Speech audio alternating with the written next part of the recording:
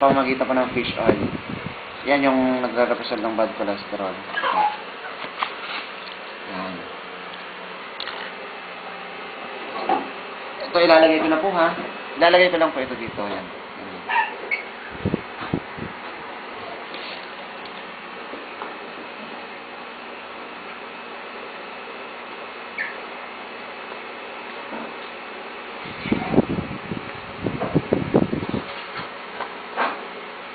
Hindi na ano, matuyo yung tunaw na.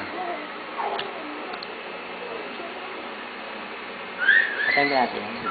Ha? Hindi, okay na. Ginanon mo ba? Kinalat ko. Kinalat ko. Hindi ko na, doon ko na, pwede palang matunaw siya sa mainit at tubig. Dati kinakagat pa Kasi, natin.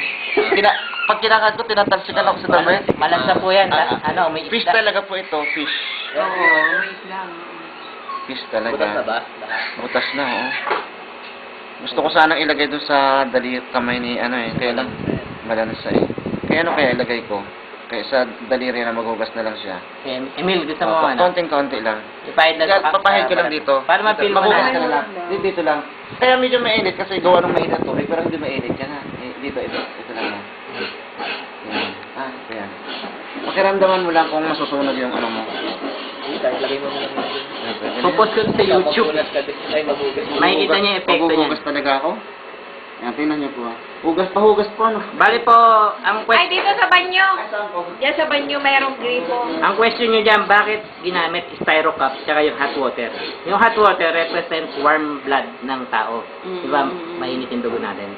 Yung styro cup is made up of styrene na same composition ng bad cholesterol na nagbabara sa ugat ng tao. So kung ano meron sa bad cholesterol, yung styro cup, pareho sila ng composition. Kaya kung makikita nyo yung gilid ng rim ng tubig, unti-unti nang nabubutas.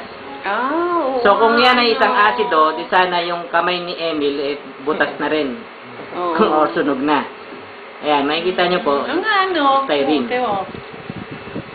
Yun Fish po, oil. yan mismo yung bad cholesterol na direkta, pagdalo niya sa dugo, tutunawin niya yung bad cholesterol lang. Walang ibang organ na madadamage sa katawan niya. So, instead na magbara lahat ng ugat nyo, magkaroon ka ng heart attack or stroke, ito yung panlaban nyo. Hindi magaling pala yan. Ay, super galing po. Yung mother ko, sobrang saya ngayon dahil hindi siya nakakaramdam ng mga paghihingal, hindi siya nangihinga. Super talaga. Na pwede nyo pang iangat yung gilid ng pwede nyo, angat nyo na. Ayan po. Ayun na. Oo nga.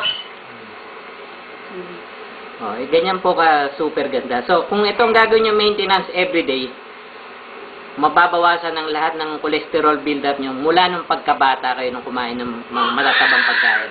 Kasi, nag-ipon-ipon na lahat ng ng mga bad cholesterol na kinakain nyo. Kaya yun, yung ugat nyo parang tubo ng gripo or ng lababo, barado ng mga dumi.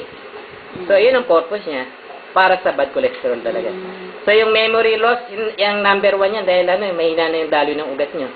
Yung pagkabulag ng mata. Oo, yun nga. Ako nga malimutin na talaga.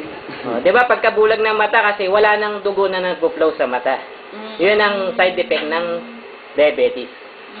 Nagkakaroon ka ng sakit sa mata. Ayan. So, ano masasabi yun sa product, di ba? Kung yan ang gagawin yung maintenance sa